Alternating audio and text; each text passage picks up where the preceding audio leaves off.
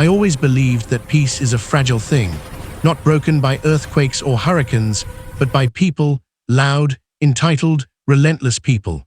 The kind who knock on your door not because something is wrong, but because they can't stand seeing someone live freely beside them. I learned that lesson on a crisp Saturday morning, the day my quiet life collided with the chaos known as Karen, the self-crowned queen of our neighborhood. But before I tell you what happened, let me leave you with this. Some wars aren't fought with bullets or fists. Some wars begin with a coffee mug, a driveway, and a person who refuses to be pushed 1 inch further. This is that story. Hot beverage the morning, everything changed. The sun had barely climbed over the rooftops when I stepped out onto my porch, coffee warming my hands, lungs filling with cold morning air, ready to enjoy the quiet of my own land. Saturday was supposed to be my day, no meetings, no errands, no obligations. Just me, my tools, my tractor, and a few chores I actually looked forward to. Then I froze. Right there, blocking my entire driveway from end to end, sat a massive SUV, shiny, smug, and angled intentionally like a barricade.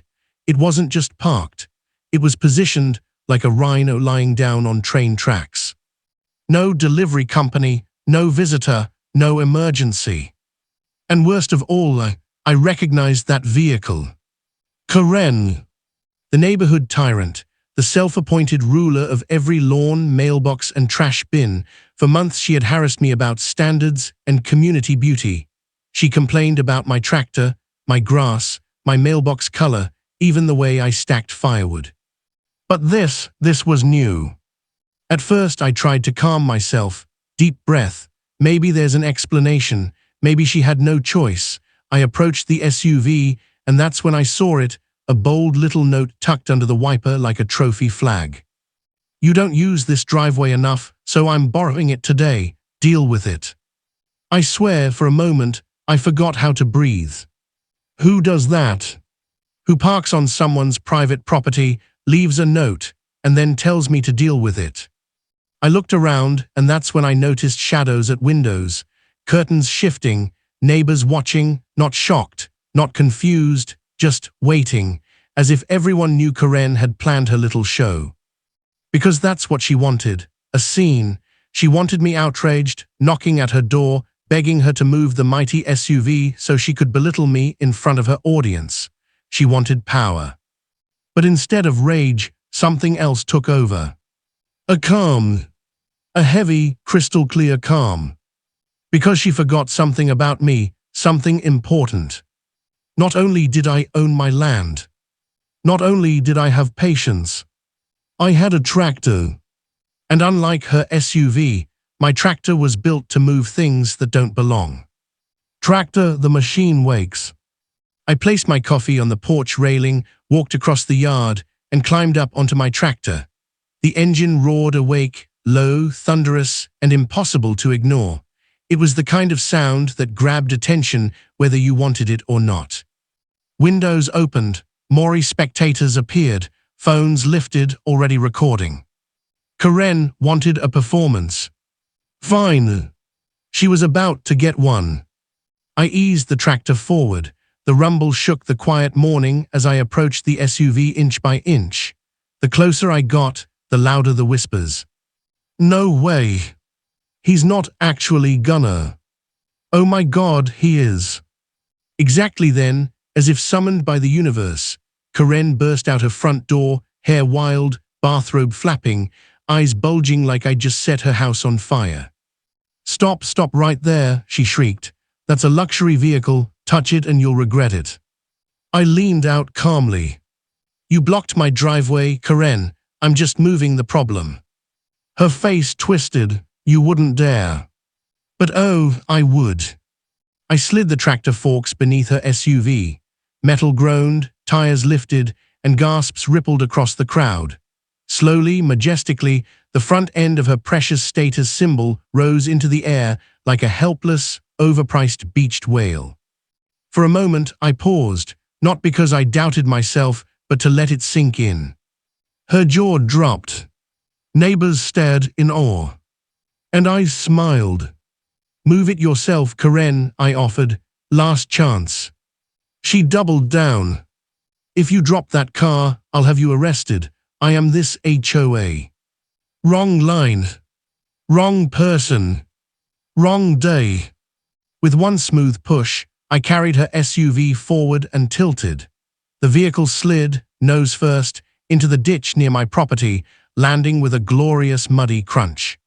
Some neighbors gasped, others laughed, one even clapped. The SUV spun its wheels helplessly, flinging mud in panic. It looked nothing like a symbol of power anymore, just a stranded, wounded hunk of metal. Karen screamed, a high, glass-shattering sound. You'll pay for this, I'll ruin you. I turned off the tractor, hopped down, picked up my coffee, and took a slow, peaceful sip. Pushpin, the HOA arrives and falls. 20 minutes later, the cavalry arrived.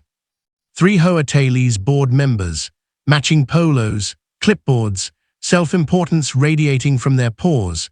They surrounded Karen, nodding sympathetically as she performed her meltdown, tears, wails, accusations, the whole opera. Then came Greg, the board president, chest puffed like a rooster. This behavior is unacceptable, he proclaimed to me. You can't use heavy equipment to settle disputes. I raised an eyebrow. So blocking a homeowner's driveway is acceptable, but moving the block is. Silence. Murmurs. The crowd began turning. Karen saw it and panicked louder.